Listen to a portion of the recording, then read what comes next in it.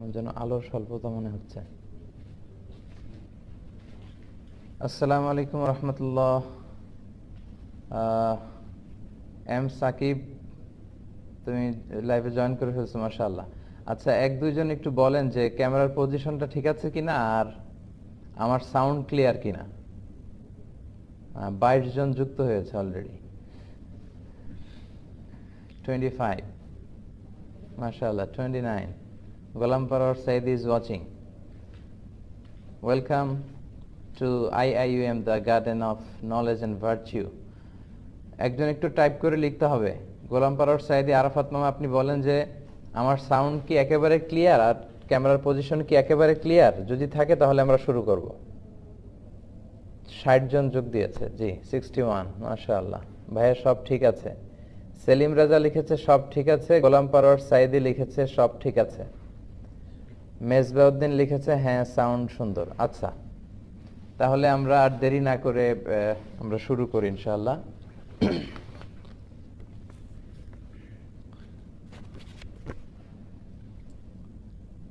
আসসালামু আলাইকুম ওয়া রাহমাতুল্লাহি তাআলা ওয়া বারাকাতুহু। নাহমাদুহু ওয়া নুসাল্লি আলা রাসূলিহিল কারীম, আম্মা বা'দু, ফাআউযু বিল্লাহি মিনাশ শাইতানির রাজীম। বিসমিল্লাহির রাহমানির রাহিম। ওয়ালিতুকমিলুল ইদ্দাতা ওয়ালিতুকাব্বিরুল্লাহা আলা মা হাদাকুম ওয়া লাআল্লাকুম তাশকুরুন। সাদাকাল্লাহুল আযীম। কাছে কিংবা দূরে, বাংলাদেশ থেকে কিংবা বাংলাদেশের বাইরে থেকে, যে যেখান থেকে আজকে রমাদানুল মুবারকের শেষ দিনে এই লাইভ প্রোগ্রামটি দেখছেন, তাদের সবাইকে জানাচ্ছি আন্তরিক শুভেচ্ছা এবং অভিনন্দন। ইতিমধ্যে এই লাইভটিতে 140 জন যুক্ত হয়েছেন। যারা যুক্ত হয়েছেন, যারা যুক্ত হচ্ছেন, আর শেষ পর্যন্ত যারা যুক্ত হবেন, সবাইকে জানাচ্ছি অগ্রিম ঈদ মোবারক, ঈদ সাঈদ, তাকাব্বালাল্লাহু মিন্না ওয়া মিনকুম আজমাইন। সম্মানিত সুধী, আমি গতকাল আমার ফেসবুক পেজে আপনাদেরকে জানিয়েছিলাম যে আমি আজকে বাংলাদেশ সময়ে 4:30 লাইভে চলে আসব। তো সেই হিসেবে লাইভে চলে আসা, আর একটি বিষয় নিয়ে আমরা কথা বলার চেষ্টা করব, সেটি হচ্ছে প্রিপারেশন ফর ঈদ ডে। মালয়েশিয়াতে হোপফুলি আজকে চাঁদ দেখা যাবে এবং আগামীকাল ইনশাল্লাহ আমরা ঈদ পালন করব। তো এই ঈদের দিনে বিষ্ণু ইসলাম এবং সাহাবারা কিভাবে প্রিপারেশন নিতেন, কি তারা আসলে করতেন, এই বিষয়ে আমরা আসলে জানার চেষ্টা করব। সম্মানিত সুধী, আপনাদেরকে জানিয়ে রাখা ভালো যে যে প্রোগ্রামটিতে আমি বসে কথা বলছি, এটি আসলে প্রোডাক্টিভ রমাদান নামে একটি প্রোগ্রাম, মান্থ লং প্রোগ্রাম। এই প্রোগ্রামটি হয়ে থাকে আন্তর্জাতিক ইসলামী বিশ্ববিদ্যালয় মালয়েশিয়াতে। প্রতিদিন এখানে প্রায় 100 থেকে 150 জন আন্ডারগ্রেড, মাস্টার্স এবং পিএইচডির স্টুডেন্টরা এখানে অংশগ্রহণ করে প্রতিদিন একটি বিষয়ে আলোচনা হয়। এরপর আমরা একসাথে দোয়া মোনাজাত করি, ইফতারি গ্রহণের মধ্য দিয়ে আমাদের প্রোগ্রাম শেষ করি। তো তার এই ধারাবাহিকতায় প্রোডাক্টিভ রমাদানের আজকে শেষ দিন। তো প্রোডাক্টিভ রমাদানের অর্গানাইজিং কমিটি আমাকে রিকোয়েস্ট করেছে যে প্রিপারেশন ফর ঈদ ডে, মানে ঈদের দিনের প্রস্তুতি, এ বিষয়ে কিছু কথা বলবার জন্য। তো আমি ভাবলাম যে আমার লাইভ প্রোগ্রামের সাথে যদি আজকের প্রোগ্রামটাকে মার্চ করে দেই, তাহলে একটি প্রোগ্রাম দিয়ে প্রোডাক্টিভ রমাদানও যে আলোচনাটা করা হলো, পাশাপাশি আপনাদের সাথে শেয়ার করা হলো। তা আমার আলোচনার শেষের দিকে আপনাদের সাথে আমি শেয়ার করব যে এখানে অনেক ভাইরা বসে আছেন, তাদের সাথেও আপনাদের কানেক্ট করে দেওয়ার চেষ্টা করব ইনশাআল্লাহ। তো অনেকে আমাকে ব্যক্তিগতভাবে SMS করেছেন যে বাংলাদেশে অনেক জায়গায় 5টায় আজান শুরু হয়ে যায়, ফলে 5:15 হচ্ছে নামাজ, আসরের সালাত। তো সে কারণে 5:10 বেশি আমি আসলে বাংলাদেশ সময় অনুযায়ী 5:10 বেশি লাইভটা কন্টিনিউ করাটা ঠিক হবে না। তো ইনশাআল্লাহ বাংলাদেশ সময় 5:10 আমি 10 বা তার আগেই লাইভ ক্লোজ করে দিব, যাতে করে 5 মিনিট সময় আপনাদের হাতে থাকবে, আপনারা যে সালাতুল আসর জামাতে আদায় করবেন ইনশাআল্লাহ। আর সবাইকে বলে রাখি যে ঈদের দিনের বিষয়টা, কিভাবে আল্লাহ রাসূল সাল্লাল্লাহু আলাইহি ওয়াসাল্লাম ঈদ পালন করতেন, এবং কিভাবে সাহাবারা ঈদ পালন করতেন এই বিষয়ে গণসচেতনতার জন্য আপনারা লাইভটি শেয়ার করবেন, যাতে করে যারা আমাদের সাথে যুক্ত হতে পারেনি তারা যাতে পরবর্তীতে দেখে নিতে পারে। অলরেডি 330 জন আমাদের সাথে যুক্ত হয়েছে। তো আল্লাহর মেহেরবানি, আমরা তাহলে মূল আলোচনায় চলে যাই। সম্মানিত সুধী, সিয়াম পালন করা বা ঈদ পালন করা এ দুটোই কিন্তু মুন সাইটিং এর সাথে সম্পৃক্ত, অর্থাৎ চাঁদ দেখার সাথে সম্পৃক্ত। বিষ্ণু ইসলামের ইনস্ট্রাকশন হচ্ছে তোমরা চাঁদ দেখে, তোমাদের ভূখণ্ডে চাঁদ দেখে তোমরা সিয়াম শুরু করবে এবং চাঁদ দেখার মধ্য দিয়ে তোমরা শাওয়ালের 1 তারিখের চাঁদ দেখেই তোমরা ঈদ পালন করবে। বুখারীর বর্ণনা বিষ্ণু ইসলাম বলেছেন সুমু লিরুইয়াতিহি ওয়া আফতিরু লিরুইয়াতি, অর্থাৎ চাঁদ দেখে তোমরা রমাদানের চাঁদ দেখে সিয়াম পালন শুরু করো আর শাওয়ালের 1 তারিখের চাঁদ দেখে তোমরা ঈদ পালন শুরু করো। তো এজন্য এই মুন সাইটিং এর সাথে এটা একেবারে ওতপ্রোত জড়িত। কিন্তু এই বিষয়ে অনেক স্কলারদের বিভিন্ন মত আছে যে কিভাবে এটা তারা করবে, কিন্তু সবচেয়ে ভ্যালিড অপিনিয়ন হচ্ছে লোকাল মুন সাইটিং। আপনি যে দেশে আছেন ওই দেশের চাঁদ দেখে, ওই দেশের ধর্ম মন্ত্রণালয় যখন ঘোষণা করবে যে আজ ঈদ বা আজ থেকে রোজা, আমরা তখন থেকে এটা পালন করব। তো সেই হিসাবে আজকে মালয়েশিয়াতে আমরা বোধহয় 29তম রোজা পালন করছি এবং আগামীকাল হয়তো আমরা ঈদ পালন করব। এখন চাঁদের ঘূর্ণায়মান প্রক্রিয়া এবং অ্যাস্ট্রোনমি বা অ্যাস্ট্রোলজি, জ্যোতির্বিজ্ঞান এতটা উৎকর্ষতা সাধন করেছে যে মানুষ আগ থেকে এটা অ্যাজিউম করতে পারে। তো সেই হিসাবে মালয়েশিয়াতে, আমি অস্ট্রেলিয়াতে দেখলাম যে ওরা অ্যানাউন্স করেছে আগামীকাল ঈদ করবে।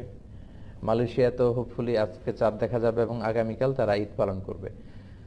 তো ঈদ শব্দটা শুনলেই কেমন যেন একটা আনন্দ আনন্দ ভাব চলে আসে আর কি। ঈদ মানে আনন্দ, ঈদ মানে খুশি, ঈদ মানে শুভেচ্ছা বিনিময়, ঈদ মানে বন্ধুদের সাথে বেড়াতে যাওয়া, আত্মীয়দের সাথে যোগাযোগ করা, এই বিষয়গুলো একেবারে জড়িত। আসলে ঈদ শব্দটির 2টি অর্থ হয়ে থাকে। ঈদ শব্দের অর্থ যেমনি আনন্দ, আবার ঈদ মানে যেটা বারবার ফিরে আসে। আদা ইউঈদু, আদা ইয়াউদু মানে যেটা বারবার আসে, বারবার ফিরে আসে। তো ঈদ হচ্ছে এমন একটি আনন্দ উৎসব যেটা বছরান্তে দুবার ফিরে আসে, প্রতি বছর। এবং বিশেষ করে ঈদুল ফিতরের বিষয়টা কিন্তু খুব বেশি আনন্দ ঘন, কারণ এটার জন্য আমরা 1 দিন 2 দিন 3 দিন করতে করতে প্রায় 29 বা 30টি দিন পর্যন্ত অপেক্ষা করি। এজন্য বিষ্ণু ইসলাম বলেছেন যে লিসাইমি ফারহাতান, ফারহাতুন ইনদা ফিত্রিহি ওয়া ফারহাতুন ইনদা লিকাই রাব্বিহি। যারা সিয়াম পালন করে তাদের জন্য 2টি আনন্দের বিষয়।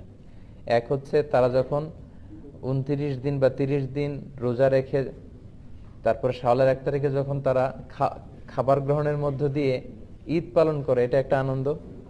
আর দ্বিতীয় আনন্দ in the day of judgement, আখিরাতে সে আনন্দের জন্য আমরা অপেক্ষা করছি, সেটা হচ্ছে ইনদা লিকাই রাব্বিহি, মিটিং উইথ আওয়ার লর্ড, আমাদের প্রভুর সাথে সাক্ষাৎ, আল্লাহর সাথে সাক্ষাৎ। এই 2টা আনন্দ, আগামীকাল একটা আনন্দ আমরা করব, আবার আল্লাহর সাথে যখন সাক্ষাৎ হবে সেটা হবে আমাদের জন্য, একজন প্র্যাকটিসিং বিলিভার, প্র্যাকটিসিং মুসলিমের জন্য সবচেয়ে বড় আনন্দ যে আমরা আমাদের স্রষ্টার সাথে সাক্ষাৎ করব।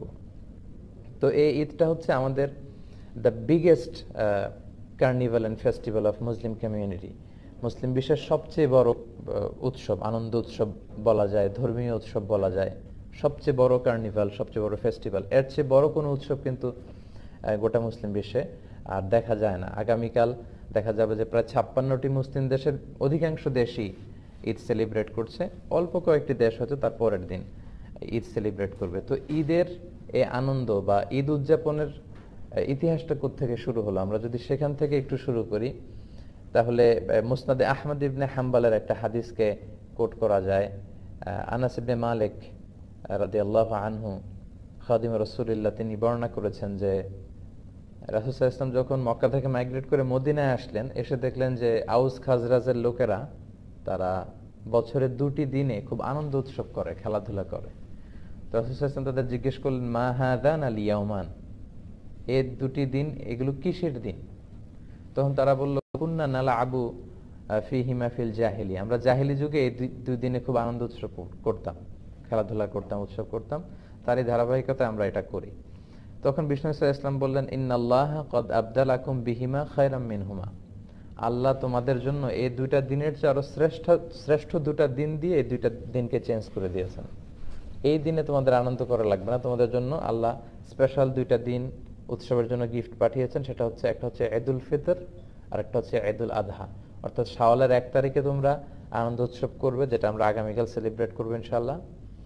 আরেকটা হচ্ছে জিলহজের 10 তারিখ, আরাফার দিনের পরে হজ পালন শেষে 10 তারিখে আমরা কোরবানি করার মধ্য দিয়ে যে উৎসবটা করি সেটা হচ্ছে ঈদুল আদহা। তো এই জন্য এই দিনটাকে বলা হয় আল মেহেরজান আল ইসলামী, মানে মুসলিম বিশ্বের সবচেয়ে বড় অনুষ্ঠান। ইয়াউমু আকলিন ওয়া শুবিন ওয়া বিআলিন ওয়া ফারাহিন ওয়া সুরুর। এই দিনটা হচ্ছে আনন্দের দিন, শুভেচ্ছা বিনিময়ের দিন, খাবার দাবার এগুলো করবার দিন। তো ইসলামে আসলে দুইটি সিচুয়েশনে একটু বেশি উৎসব করার ফ্লেক্সিবিলিটি দেয়া হয়েছে। এক হচ্ছে বিয়ের উৎসবে।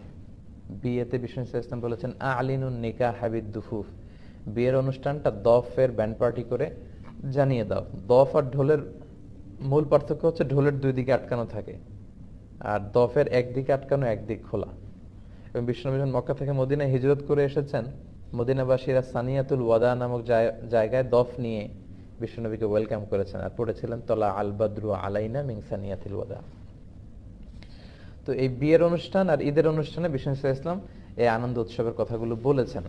আমরা যদি সহিহ বুখারীর একটি ন্যারেশনকে এখানে কোট করি, আমরা দেখবো যে বিষ্ণু ইসলাম ঈদের দিন মসজিদে নববীর পাশে সুদানি, মানে কালো রঙের যে সাহাবারা, কালো চামড়ার, তাদেরকে খেলাধুলা করার পারমিশন দিয়েছেন।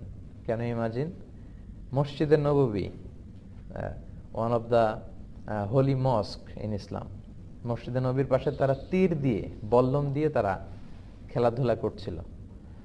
তো তখন মা আয়েশাকে বিষ্ণু ইসলাম জিজ্ঞেস করলেন, তাশতাহিন তানজুরিন, আয়েশা তুমি কি খেলা দেখতে চাও? মা আয়েশা বললেন হ্যাঁ দেখতে চাই। তো বিষ্ণুনবী তো দেখতে পারবেন, কিন্তু মা আয়েশা তো পর্দা করে যেতে হবে। তো বিষ্ণু ইসলাম বললেন তুমি আমার কাঁধে ওঠো। মা আয়েশাকে উনি কাঁধে তুললেন। হাদিসের বর্ণনা এসেছে মা আয়েশার থুতনি বিষ্ণুনবীর এই কাঁধে, মা আয়েশার গালের সাথে বিষ্ণুনবীর গাল লেগে আছে। তো ওনাকে কাঁধে তুলে বিষ্ণু ইসলাম ঘরের পর্দাটা একটু ফাঁকা করে দিলেন, ওখান দিয়ে মা আয়েশা খেলা দেখতে লাগলেন। ইভেন বিষ্ণুনবী খেলা দেখতে দেখতে এতটা এক্সাইটেড হয়ে যাচ্ছিলেন, বিষ্ণু ইসলাম বলতেছিলেন দুনা কুমিয়া বানি আরফেদা, এই এদিক দিয়ে মারো, এই এদিক দিয়ে খেলো, এদিক দিয়ে খেলো। আমরা অনেক সময় এরকম করি যে এই গোল এদিক দিয়ে দাও, এই ছক্কা টাইপের মারো। রাসূল সাল্লাল্লাহু আলাইহি ওয়াসাল্লামও তাদের সাথে কিন্তু টেক পার্ট করছিলেন, অংশগ্রহণ করছিলেন, এবং মা আয়েশাকে নিয়ে তিনি খেলা এনজয় করছিলেন। তো সম্মানিত সুধী, এতে করে এই হাদিস থেকে যেটা প্রমাণিত হয় যে ঈদের দিন একটু খেলাধুলা, একটু আনন্দ উৎসব, একটু দফ বাজানো যদি সুযোগ হয়, এটা হতে পারে। অল্প বয়সী ছেলে মেয়েরা ওরা একটু নাচ গান করবে, গাইবে, ইসলামী নাশিদ গাইবে, দফ বাজাবে, এটা হতে পারে। কিন্তু আবার ম্যাচিউরড ছেলে মেয়েরা, তারা আবার ফ্রি মিক্সিং করা, এটা করা যাবে না, যেটাতে ফিতনার সম্ভাবনা আছে। ছোট্ট ছেলে মেয়েরা একটু গান করলো, একটু নাচ করলো, দফ বাজালো, এটা হতে পারে। এটার প্রমাণ হচ্ছে বুখারীর আরেকটা বর্ণনায় বিষ্ণু সাল্লাল্লাহু আলাইহি ওয়াসাল্লাম একবার ঈদের দিন নামাজ শেষে এসে মা আয়েশার ঘরে শুয়ে আছেন। তখন আনসারী দুটো ছোট্ট মেয়ে দফ নিয়ে এসে বোয়াজ যুদ্ধের নাশিদ গাচ্ছিল। বোয়াজ হচ্ছে আউস এবং খাজরাজ গোত্রের মধ্যে সর্বশেষ যে যুদ্ধটা হয়, তো ওই যুদ্ধের কবিতার গানগুলো তারা গাচ্ছিল আর দফ বাজাচ্ছিল। ঠিক ওই মুহূর্তে আবু বকর ঘরে ঢুকে পড়লেন। সেদিন আবু বকর ঢুকে উনি খুব রেগে গেলেন, রেগে ছোট্ট মেয়ে দুটার ঘর থেকে বের করে দিবেন এরকম একটা অবস্থা। বিষ্ণু সাল্লাল্লাহু আলাইহি ওয়াসাল্লাম বললেন দা আহু ইয়া আবু বকর, ছেড়ে দাও না, রাখো। আবু বকর কিছু বলো না, কারণ ইন্না লিকুল্লি কওমিন ঈদ ওয়া হাযা ঈদুনা, সব জাতির একটা আনন্দের পর্ব থাকে, উৎসব থাকে, আর আজকের দিনটা আমাদের আনন্দের দিন।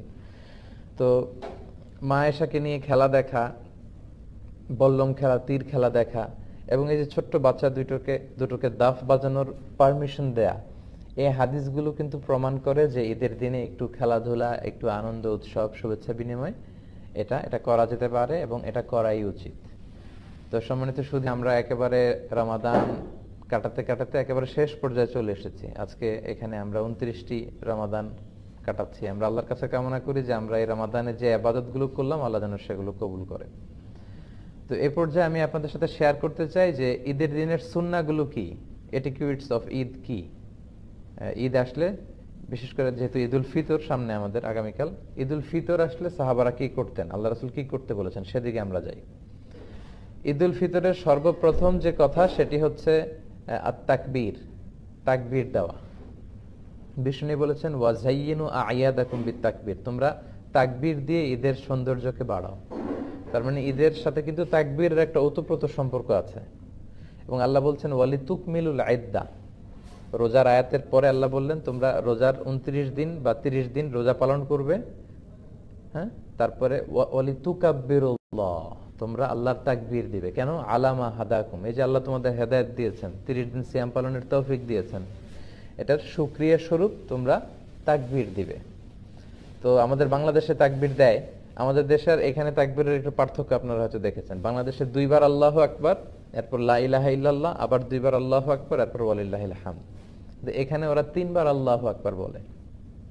আরব বিশ্ব আমরা দেখেছি একটা স্পেশাল সুরে ওরা পড়ে, ওরা এভাবে পড়ে আল্লাহু আকবার আল্লাহু আকবার আল্লাহু আকবার লা ইলাহা ইল্লাল্লাহু আল্লাহু আকবার আল্লাহু আকবার ওয়ালিল্লাহিল হামদ।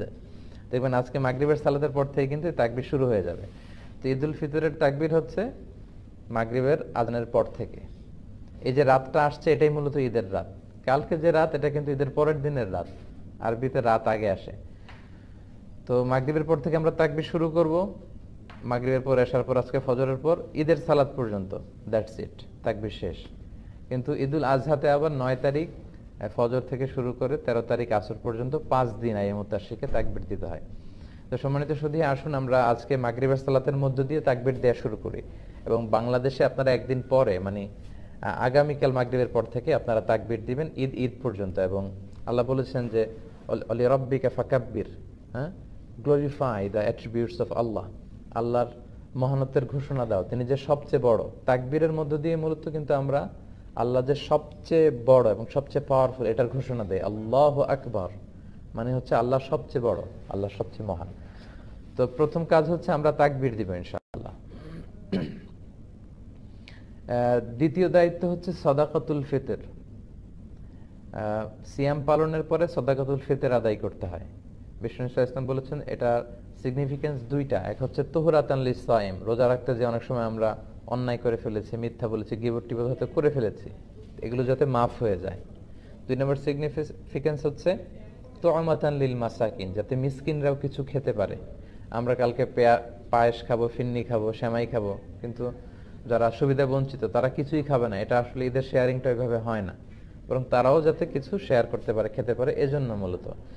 আর সম্মানিত শুধু এটা অবশ্যই এটা ডেডলাইন হচ্ছে আগামীকাল ঈদের নামাজ। ঈদের নামাজের আগে আপনাকে পে করতে হবে। ঈদের নামাজের পরে দিলে কিন্তু সাদাকাতুল ফিতরের সওয়াবটা আর হয় না। বিষ্ণু বলেছেন মান আদ্দাহা ক্বাবলা সালাত ফাহিয়া যাকাতুন মাকবুলা, যারা ঈদের সালাতের আগে এই সাদাকাতুল ফিতরটা দিয়ে দিল এটা কিন্তু অ্যাকসেপ্টেড একটা সাদাকাতুল ফিতর হবে।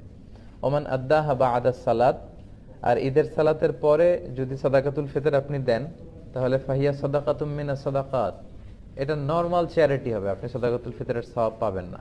এজন্য ঈদের সালাতের আগে আমরা এটা আদায় করব।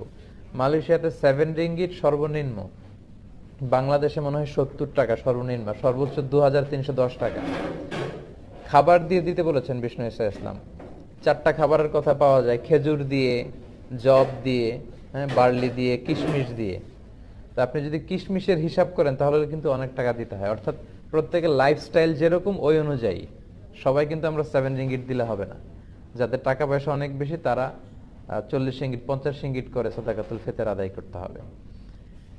তো এক্ষেত্রে বাংলাদেশে ইদানিং একটা বিষয় আমি খুব দেখি যে টাকা দিয়ে দেয়া যাবে না, এরকম খুব মতভেদ লক্ষ্য করা যাচ্ছে।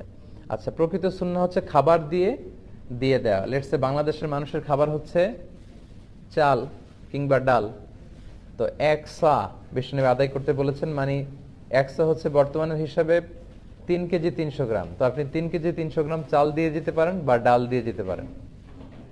এবং সবচেয়ে গুরুত্বপূর্ণ বিষয় হচ্ছে চাল ডাল না দিয়ে আপনি টাকা দিয়ে দিলেও কিন্তু সাদাকাতুল ফিতর আদায় হবে। কেন হবে? আপনাকে মাসলাহার দিকে খেয়াল রাখতে হবে।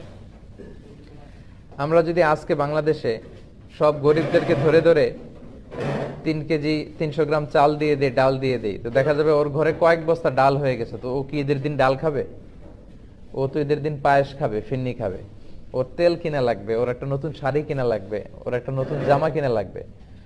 তো এজন্য আপনি যদি টাকা দিয়ে দেন তাহলে এটা ওদের মাসলাহার দিকে খেয়াল রাখা হলো এবং এটা বেশি ভালো। আর এবছর আল জাজিরার এবং বাংলা ট্রিবিউনের একটা রিপোর্টে এসেছে যে রোহিঙ্গাদেরকে টেকনাফে যে ত্রাণ দেয়া হয়েছে, মানে চাল ডালের ত্রাণগুলো তারা বেশিরভাগ স্থানীয় বাজারে অর্ধেক দামে বিক্রি করেছে টাকার জন্য। তার মানে আপনি 50 টাকা কেজি চাল ওদেরকে কিনে দিলেন, ওরা স্থানীয় বাজারে ওটা 30 টাকা বিক্রি করেছে টাকার জন্য। কারণ চাল আর ডাল তো খাবে না, ওদের তো মাঝে মাঝে ফল ফ্রুট খাওয়া লাগবে, ওদের হয়তো শীতের সময় একটা শাল কিনা লাগবে, জ্যাকেট কিনা লাগবে। এজন্য স্কলাররা বলেছেন আপনি টাকা দিয়েও সাদাকাতুল ফিতর আদায় করতে পারেন এবং মাসলাহা মানে welfare of the poorer section of the society, গরিবদের দিকে যদি আপনি খেয়াল করেন তাহলে টাকাটাই বেশি ভালো। সবাই যদি আমরা ডাল দিয়ে দিই, চাল দিয়ে দিই বাংলাদেশের খাবার অনুযায়ী, ওদের কয়েক বস্তা চাল ডাল হয়ে যাবে। ঈদের দিন তো আসলে এগুলো, এটার মূল সিগনিফিকেন্স হচ্ছে তুমাতান লিল মাসাকিন, ঈদের দিনে যাতে তারা একটু আনন্দ উৎসব করতে পারে, একটু ভালো খেতে পারে আমাদের সাথে। তো এই হচ্ছে সাদাকাতুল ফিতরের ব্যাপারে খুব সংক্ষিপ্ত কথা। এরপরে একটা সুন্নত হচ্ছে ঈদের দিন গোসল করা সকালে। বিশ্বনবী গোসল করেছেন কিনা এই মর্মে আমি পাইনি এভাবে, কিন্তু ইবনে ওমর উনি গোসল করতেন, ইবনে ওমর রাদিয়াল্লাহু আনহু। তো উনি গোসল করতেন, হয়তো উনি রাসূল সাল্লাল্লাহু আলাইহি ওয়াসাল্লামকে দেখেছেন গোসল করতে, এজন্য উনি করতেন। তো গোসল করাটা ঈদের দিন সুন্নাহ। এরপর লুবসু আহসানিস সিয়াব, আপনি নতুন কাপড় বা পাঞ্জাবি যদি থাকে এটা পরতে পারেন, আর নতুন কাপড় না থাকলে পুরাতন যেগুলো আছে এগুলো ধুয়ে আয়রন করে ওইটা পরতে পারেন। এরপর ঈদের দিন আরেকটি সুন্নাত হচ্ছে আত-তাতিব। তাতিব মানে হচ্ছে তিব ব্যবহার করা, সুগন্ধি, পারফিউম। এটা এমনি ব্যবহার করাও সুন্নাহ। বিশেষ করে ইসলাম পারফিউম দিতেন, আমরা তো সাধারণত হাতের এই জায়গায় দেই না, আল্লাহ রাসূল সাল্লাল্লাহু আলাইহি ওয়াসাল্লাম হাতের এইখানে দিতেন। এটার সিগনিফিকেন্স হচ্ছে উনি এখানে আতর ইউজ করে যার সাথে মুসাফা করতেন তার সাথে বিশ্বনবীর ব্যবহার করে আতরের ঘ্রাণ চলে যেত। সবার হাতে হাতে বিশ্বনবীর আতরের ঘ্রাণ। আর বিশ্বনবী মাথার এইভাবে সিঁথি করতেন, তো সিঁথি করে এইখানে আতর ঢেলে দিতেন, কপাল দিয়ে বেয়ে বেয়ে পড়তো। এজন্য উনি যেখানে সেজদা দিতেন ওই সব জায়গায় আতরের ঘ্রাণ পাওয়া যেত। হাদিসে এসেছে আরবাউন মিন সুনানিল মুরসালিন, 4টা হচ্ছে সব নবীদের সুন্নাত। এই 4টা সুন্নাত সব নবীদের মধ্যে পাওয়া যায়। এক হচ্ছে খেতান, সব নবীরা সুন্নাতে খাতনা করেছেন। আর নিকাহ, সব নবীরা বিয়ে করেছেন, দু একজন ছাড়া। ইয়াহইয়া ঈসা আলাইহিস সালামের ব্যাপারে পাওয়া যায়, হয়তো বিয়ে করেননি। আর সিওয়াক, সব নবীরা মেসওয়াক করতেন। আল উতুর, সব নবীরা পারফিউম ইউজ করতেন। তো সুযোগ হলে আমরা পারফিউম ইউজ করবো ইনশাআল্লাহ। এরপরে হচ্ছে আল আকলু ক্বাবলাল খুরুজ আলা তামারাত আও গায়রিহা, আগামীকাল ঈদের সালাতে যাওয়ার আগে আমরা খেজুর খেয়ে যদি সুযোগ হয় বেরোবো। আগামীকাল কয়টায় জানেন সেন্ট্রাল মস্কে নামাজ? সকাল 8টায়। এজন্য ফজরের সালাতের পরে যদি একটা সানি ঘুম দিতে চান, যে একটু একটা হালকা একটু পাওয়ার ন্যাপ নেই, পরে উঠে কিন্তু জুমার সময় হয়ে যাবে আর কি, আগামীকাল জুমা না। তো এরকম তিক্ত অভিজ্ঞতা কিন্তু এখানে আছে অনেকের। এজন্য অবশ্যই ফজরের পরে ঘুমাবেন না, গোসল করে শাওয়ার নিয়ে আপনারা রেডি হয়ে যাবেন ইনশাআল্লাহ। তো ঈদুল ফিতরে যেটা হয়, মিষ্টি জাতীয় কিছু খেয়ে নামাজে যাওয়া সুন্নাত, কিন্তু ঈদুল আজহাতে আবার বিপরীত, ঈদুল আজহাতে কিছু না খেয়ে নামাজে যাওয়া সুন্নাত।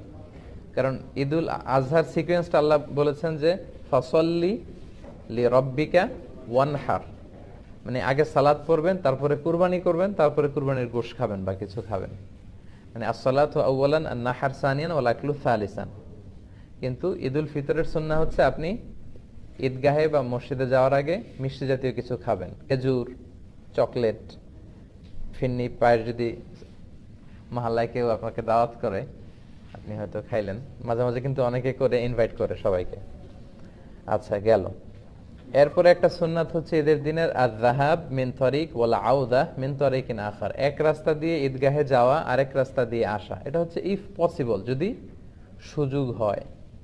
এটার সিগনিফিকেন্স হচ্ছে হয়তো আপনি এই গলি দিয়ে গেলেন, এই গলি দিয়ে যারা বেরোচ্ছে সবার সাথে দেখা হলো, আবার আরেক গলি দিয়ে আরেক রাস্তা দিয়ে আসলেন, ওইখানকার আত্মীয় স্বজন ফ্রেন্ডসদের সাথে দেখা হলো, মানে অনেক মানুষের সাথে শুভেচ্ছা বিনিময়ের সুযোগটা হলো।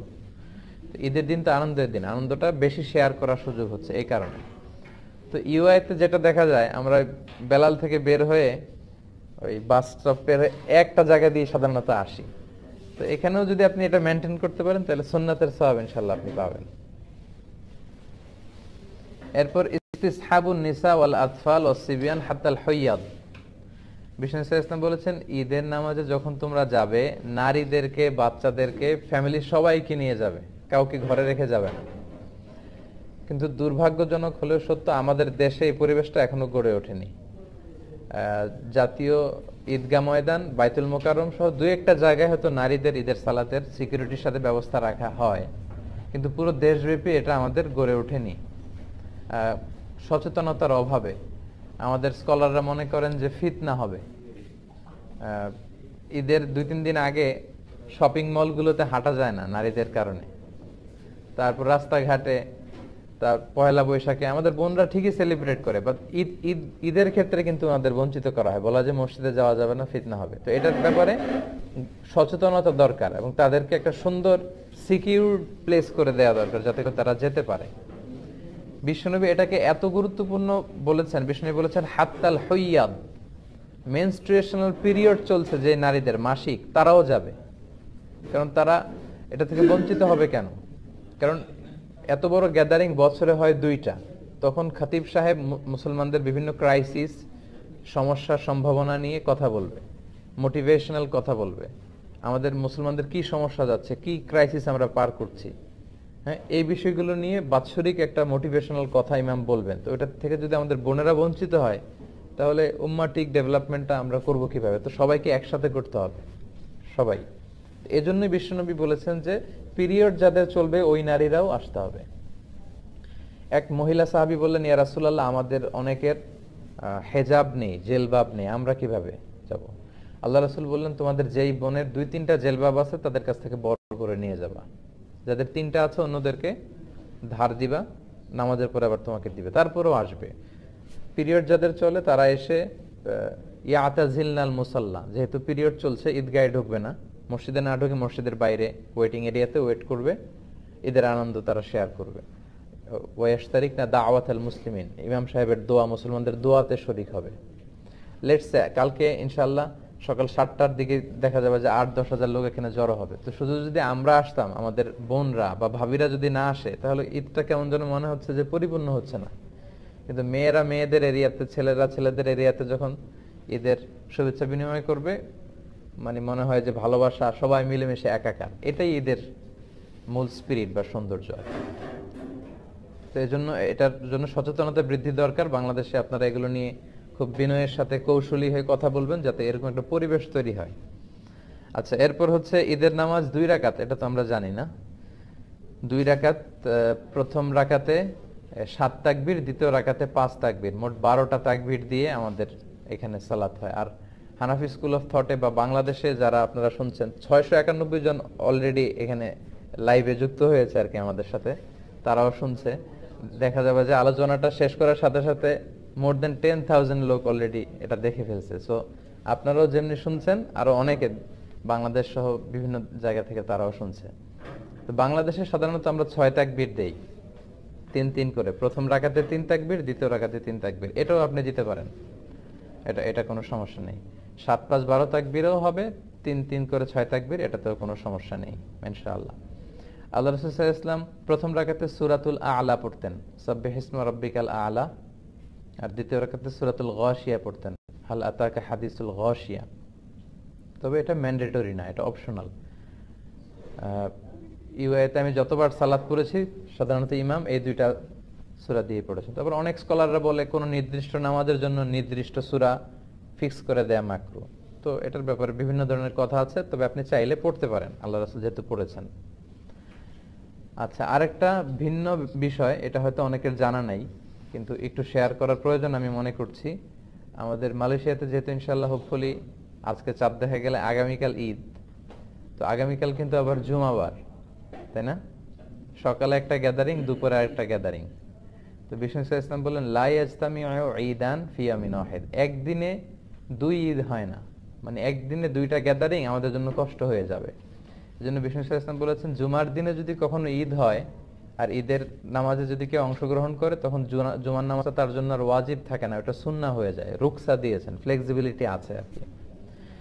লেটস সে আগামীকাল সকাল 7টায়, এই 7টার সময় সকালে 8-10 হাজার মানুষ এখানে অ্যাসেম্বলি করবে, এটা কি অন্য কোনো দিন সম্ভব ছিল?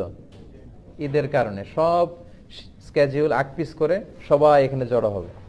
আবার ঠিক দুপুর 12টায় এই 10-15 হাজার লোক আবার একত্রিত হওয়াটা কিন্তু আসলেই অনেকের শিডিউলের সাথে কষ্টকর।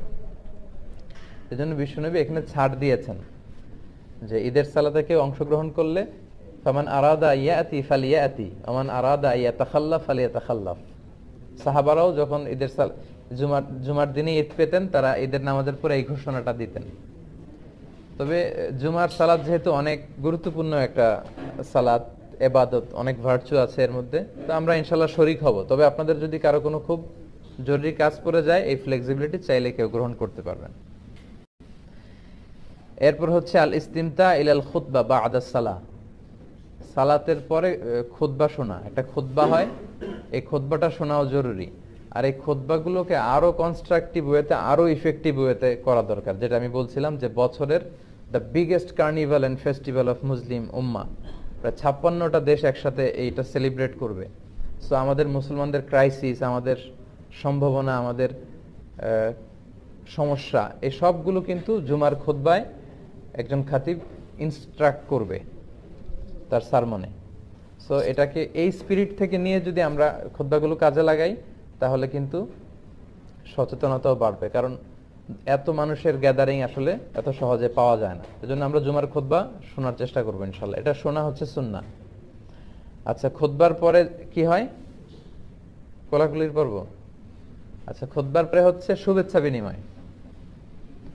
সাহাবারা শুভেচ্ছা বিনিময় করার ক্ষেত্রে ওনারা পড়তেন তাকাব্বালাল্লাহু মিন্না ওয়া মিনকুম আজমাইন, আল্লাহ আমার থেকে, তোমার থেকে, আমাদের সবার থেকে কবুল করে নিক। কি কবুল করে নিক? এই যে 29টা বা 30টা রোজা যে রাখলাম, ইবাদত করলাম, কিয়ামুল লাইল করলাম, কোরআন খতম করলাম, এসব ইবাদতগুলো আল্লাহ কবুল করে নিক। সহিহ সুন্নায় এই দোয়াটা পাওয়া যায়, এটা আমরা বলতে পারি। এটা ছাড়াও আমাদের দেশে আমরা যেটা বলি ঈদ মুবারক, এটাও অনেক সুন্দর। আরব বিশ্বে বলে ঈদ সাঈদ। হ্যাঁ, তোমার দিনটা, ঈদটা শুভ হোক, আনন্দময় হোক, এদের মতো অনাবিল সুখ শান্তিতে সারা বছরটা তোমার কাটুক। এগুলো যে আমরা বলি কুল্লা আম ওয়া আনতুম বিখাইর, এটাও বলা যাবে। এক্ষেত্রে ইদানিং অনলাইনে দেখি অনেকেই বলে যে তাকাব্বালাল্লাহু মিন্না ওয়া মিনকুম ছাড়া কিছু বলা যাবে না। না, এত রিজিড হওয়াটা আসলে ঠিক না। খেয়াল রাখবেন, একটা হচ্ছে রিলিজিয়ান আর একটা হচ্ছে কালচার। ধর্ম আর কালচার দুইটাকে গুলিয়ে ফেলা যাবে না। আল ইসলামু লা ইয়ামনাউ আনিল আখদি আন আইয়ি শাইইন জাদিদ মা লাম ইখালিফ রূহাদ-দ্বীন। কোন দেশের তাদের ব্যক্তিগত কালচারে যদি কোনো ভালো জিনিস থাকে, ইসলাম সেটাকে উঠিয়ে দেয় না, ওটাকে এপ্রিশিয়েট করে। সো আমাদের বাঙালি মুসলমানদের কিছু আলাদা কালচার থাকতে পারে, যেটা হয়তো চায়নার উইগুর মুসলিমদের সাথে মিলবে না। চায়নার মুসলিমদের সাথে হয়তো মালয় মুসলিমদের অনেক ব্যক্তিগত কালচার থাকতে পারে, দেশীয়, এটা হয়তো মিলবে না।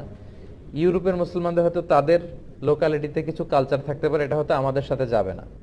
এই সবগুলো কালচার যদি ইসলামের সাথে কন্ট্রাডিক্ট না করে আমরা এগুলো নিতে পারি। আমাদের বাংলাদেশে ঈদ মুবারক বললে আমরা যে ভালোবাসাটা আসে, অন্য কোনো শব্দ দিয়ে আমরা এটা বলতে পারবো না। মানে ঈদ আসবে, ঈদ মুবারক বলবো না, এটা অসম্ভব। সো ঈদ মুবারক, ঈদ সাঈদ, এই জাতীয় যে কোনো সুন্দর সুন্দর শুভেচ্ছা বাণী আপনি শেয়ার করতে পারেন, এতে কোনো সমস্যা নেই ইনশাআল্লাহ। আচ্ছা, শুভেচ্ছা বিনিময়ের ক্ষেত্রে সালাম দেয়া, মুসাফা করা, মুআনাকা করা, বুক মিলানো, এগুলো আমরা করতে পারি ইনশাআল্লাহ। কালকে দেখা যাবে যে একেবারে হিরিক পড়ে যাবে কোলাকুলির। তো এইখানে একটা গ্যাদারিং হচ্ছে, ওইখানে যতগুলো গ্যাদারিং পান ওখানে অংশগ্রহণ করে কোলাকুলি করা, শুভেচ্ছা বিনিময় করা। আর ফটো সেশনের কথা তো বলে লাভই নাই, ব্যাপক চলবে আর কি, সেলফি সেশন ইনশাআল্লাহ। আচ্ছা, এরপর অনেক স্কলাররা বলেছেন যে ঈদের দিনে কবর জিয়ারত করা মাকরুহ। তবে কারো যদি রীতিমতো অভ্যাস থাকে যে তিনি প্রতিদিনই করেন বা প্রায়ই করেন, সেক্ষেত্রে তারা বলেছেন সমস্যা নেই। তারা বলেছেন আনন্দের দিনে এরকম কষ্ট রিসিভ না করতে। তারা বলেছেন তাখসিসু জিয়ারাতিল কুবুর বিল আয়াত, কেউ যদি ঈদের দিনের সাথে কবর জিয়ারতকে খাস করে তাহলে এটা মাকরুহ হবে। কিন্তু লাউ ইয়াজুরু কা আদাতিন ফালা বা'সা ফি, ইন জেনারেলি কেউ কবর জিয়ারত করলে এটাতে তেমন কোনো সমস্যা নেই। সর্বশেষ কথা, আজকে হচ্ছে রমাদানের শেষ দিন। হ্যাঁ, আজকে মাগরিবের পর থেকে কি হবে? শাওয়ালের 1 তারিখ শুরু হবে ইনশাআল্লাহ। তো এই শাওয়ালেও কিন্তু কিছু সিয়াম আছে সম্মানিত ভাইয়েরা, এটাকে বলে শাওয়ালের 6 রোজা। এবং আমাদের এই যে ইসলামাইজেশন কমিটির ভাইয়েরা প্রতি বছরই তারা অ্যারেঞ্জ করে, যারা আপনারা চান রাখতে পারবেন। আবু আইয়ুব আল আনসারি রাদিয়াল্লাহু আনহুর বর্ণনা একটা হাদিস এসেছে, আল্লাহ রাসূল বলেন, মান সামা রমাদানা সুম্মা আতবাআহু সিত্তাম মিন শাওয়ালিন কানা কাসিয়ামিদ দাহর। যে রমজানের রোজা রাখলো, তারপরে আরো 6টি রোজা রাখলো শাওয়াল মাসে, তাহলে সে যেন পুরা বছর ব্যাপী রোজা রাখলো। তো এই সওয়াবটা যাতে আমরা মিস না করি, আমাদের যদি সুযোগ হয়, ঈদের দিনে তো রোজা রাখা হারাম, ঈদের পর দিন থেকে শাওয়ালের 30 তারিখ পর্যন্ত যে কোনো সময়ে একসাথে লাগাতার কিংবা গ্যাপ দিয়ে দিয়ে আপনি চাইলে এই রোজাগুলো রাখতে পারেন। আচ্ছা মুর্তজা ভাই, কয়টা বাজে এখন? 10-এ শেষ করবো। এখন কয়টা বাজে? 7টা। আচ্ছা 7টা 2 বাজে, তার মানে 8 মিনিট। ঠিক আছে, 8 মিনিটের মধ্যে শেষ করে দিব। যারা অনলাইনে দেখছেন, অনেক শত শত প্রশ্ন আসছে, আসলে প্রশ্নগুলোর উত্তর দেওয়া যাচ্ছে না, কারণ আমি একটা হল রুমে আছি, এখানে আমাদের কিছু শ্রোতা ভাইরা আছে, তাদের উদ্দেশ্যে মূলত প্রিপারেশন ফর ঈদ ডে এই আলোচনাটা দেয়া, পাশাপাশি মার্চ করে আমরা একটা লাইভও করে নিচ্ছি যাতে অন্যান্যরা দেখতে পারে। সো আজকের মতো আমাকে ক্ষমা করবেন, আজকে আমরা কোনো প্রশ্নের উত্তর দিচ্ছি না আর কি এখানে অনলাইনে। তো যারা পরে এসেছেন তাদের জন্য আমি, যেহেতু 8 মিনিট বাকি, খুব দ্রুত আমি চুম্বক অংশগুলো বলে ফেলি আলোচনার। আমরা বলেছিলাম রোজা রাখা বা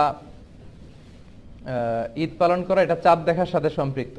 বিষ্ণু বলেছেন সুমুলি রুইয়াতিহি ও আফতিরুলি রুইয়াতিহি।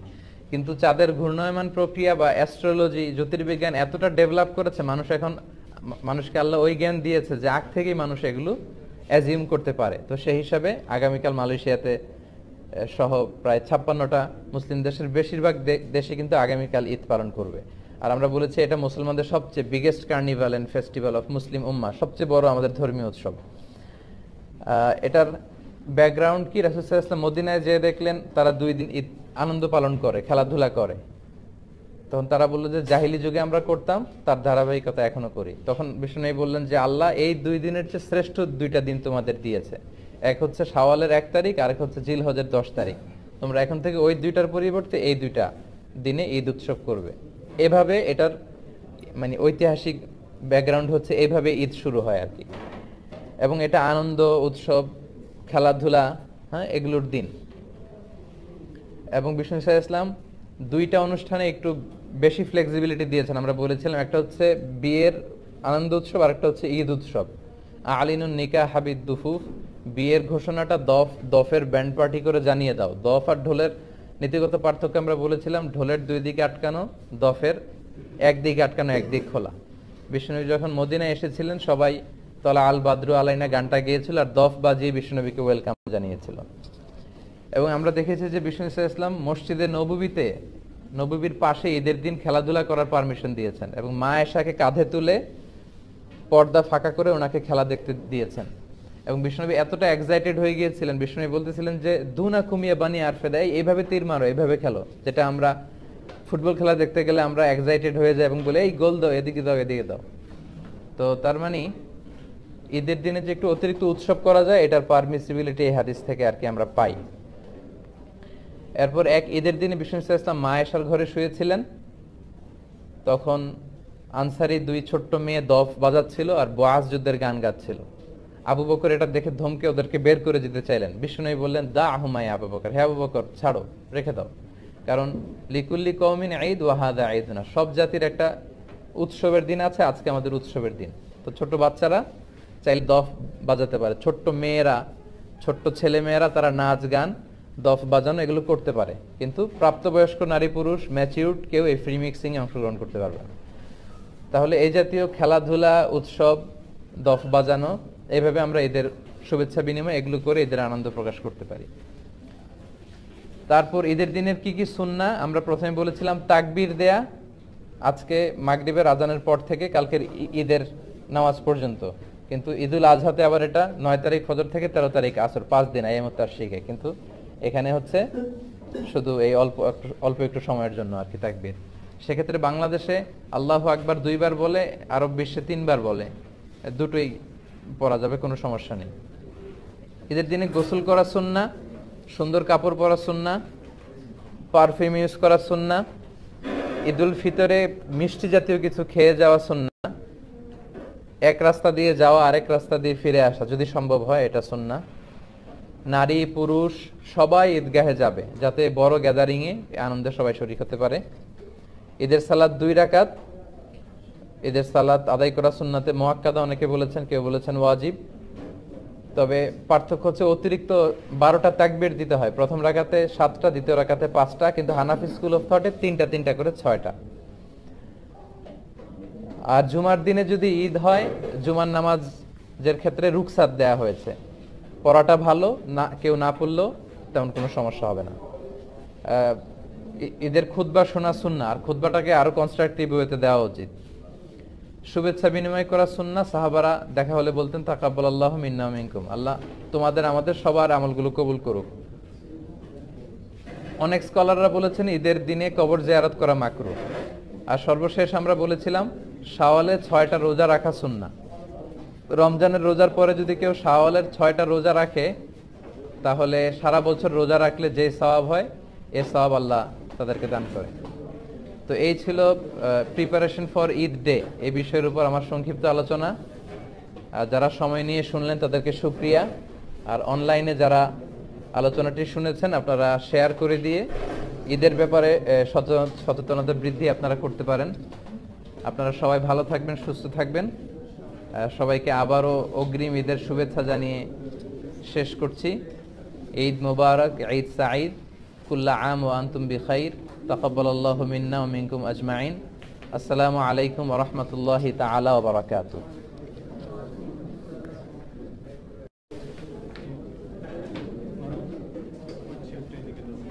এটা একটু খুলে দাও মারু,